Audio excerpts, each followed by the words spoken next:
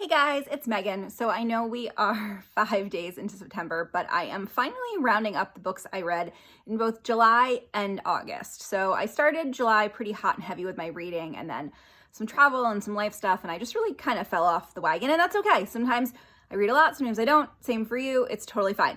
But I didn't want to neglect the books that I read over the last couple of months, so I decided to do another video roundup again. So the first book that I read was Priya Parker's The Art of Gathering. So I actually got this, I think sometime in 2020. I think I tried to read it during the pandemic and my brain was like, no, I cannot process this.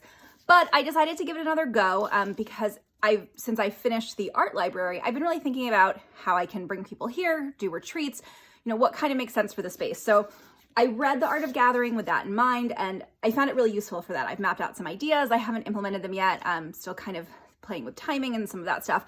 But for helping me really plan out something that I wanted to do, I was really glad I revisited this. I was able to read it in a couple of days and just really, work through it and come up with some ideas. So that was the first book I read.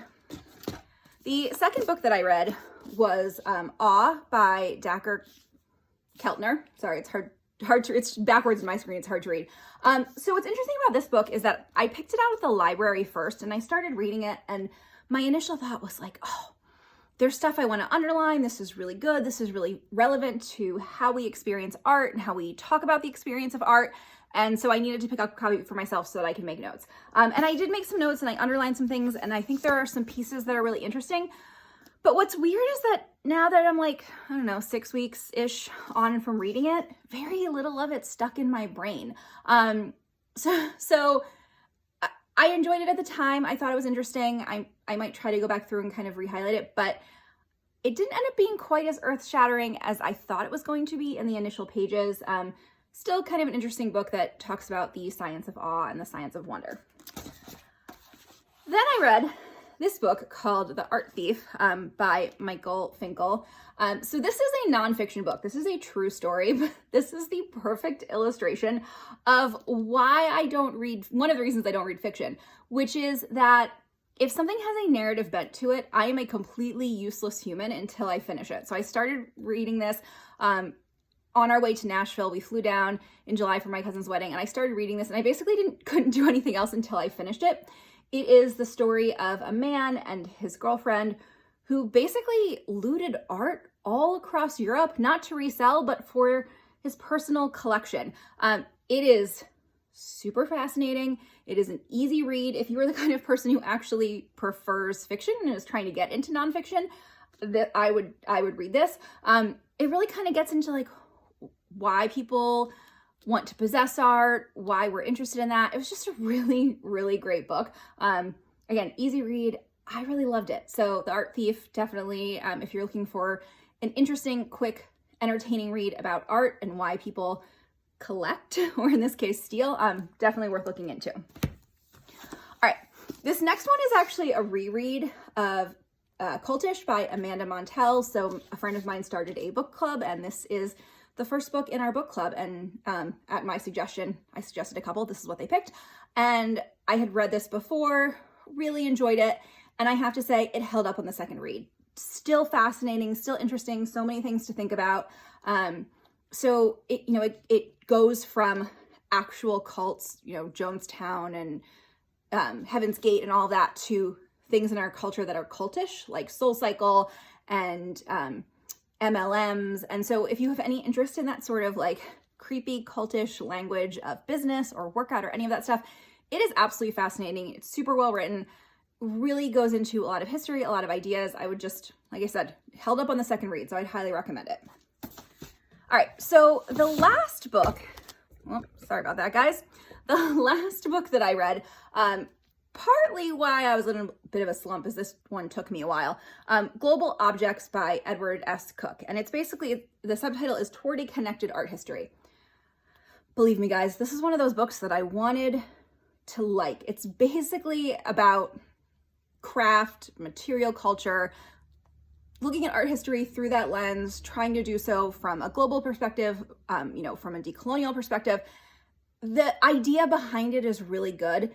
It unfortunately reads like an intro survey course college textbook, and in like kind of the not the not good way. It's very dry. A lot of the stuff, if you are an artist or maker, it's going to feel painfully obvious. I wish that I could give this like this glowing endorsement, but it's one of those where I can't. But I do have a few things to say on it, because one, it is one of those books that, because it is an academic book, it has, you know, so many other books, sources that it cites. And so now, of course, I have all these other things that I want to read. And of course, for me, the most fascinating part was there was a chapter, one of the final chapters, which is why I kind of pushed myself through, on touch and the role of touch in understanding objects and the way we relate to objects. So of course, me, touch, yes, game on. So I've said this in my stories, but I want to share it here because part of it is it solved a mystery for me that I've had for over a year. So I read a couple of books in 2022. One was called How to Feel. One was called Social Chemistry. You can see them, me talk about them both on my blog. But what I found interesting about both of those books is that they made the statement that touch is the only sense without its own art form. And this bothered me for two reasons. One, because I don't agree with it. I actually think that the art form of touch is craft, something that we'll come back around to in this book in a second. But also the fact that they both said it in pretty much the same way, but neither one of them cited a source, it was really, really bugging me because I thought this has to be coming from somewhere, right? Like two authors don't just make up such a specific statement as touch is the only sense that doesn't have an art form, but I couldn't figure out where it came from. This book solved that mystery. So in this book, he cites a 2016 New Yorker piece by Adam Gopnik, where Gopnik makes the claim that touch is the only sense without a true art form. Now, Cooke believes what I believe, right? He basically goes on to debunk it. What's interesting about this book is that like it could arguably be a book about craft, and Cooke clearly doesn't want to say that so overtly. He is a professor of decorative arts, so he's trying to look for this other language, and so he argues that the art form that associates with touch is objects, which I sort of get, but he kind of gives this long caveat, and in the end I'm like, dude, what you mean is craft. The art form associated with touch is craft. And this actually sparked an interesting conversation in my stories because someone pointed out, well, the people who create art are actively involved in touch, right? Artists touch the canvas, musicians touch the instrument, you know, cooks touch the food, perfumers, you know, touch whatever they're working with. And so all the arts of creating is the art of touch. And so I get that, but I think the point that everyone was making is that there's no art that about touch that is like about the experience, which again is patently untrue because that's what craft is about, right? When you use a handmade mug, when you wear a piece of jewelry, when you wear a piece of textiles, when you pick things up, that's touch, and that's what craft is. And so I think that here what's important to understand is that it's talking about the role that the sense plays to the experiencer. And so one, I'm just so glad to have solved this mystery because it was driving me nuts. I was like, there's no way that two authors just came to this decision independently. But no, it came from a 2016 New Yorker piece by Adam Gopnik. But two, like, I'm glad that I'm not the only one who had that reaction and went, oh, hey, here is like this art form that is about touch. Like there is an art form related to touch. It is craft. And what's interesting is that the Adam Gopnik piece in particular, he mentions that like because there's no art form, if you want to experience touch, you have to go to a haptics convention, which is basically a kind of scientific convention where people are exploring different inventions related to haptics. And I thought, again, totally missing the point here, dude, because if you want to experience touch, go to a craft show, go to an art fair, go to something where artists and makers are selling their work in person, because that is absolutely the experience of touch. And yes, I'm not saying that visual doesn't come into play. That'd be like saying that, you know, the visual doesn't come into play in the culinary arts. It's just not true.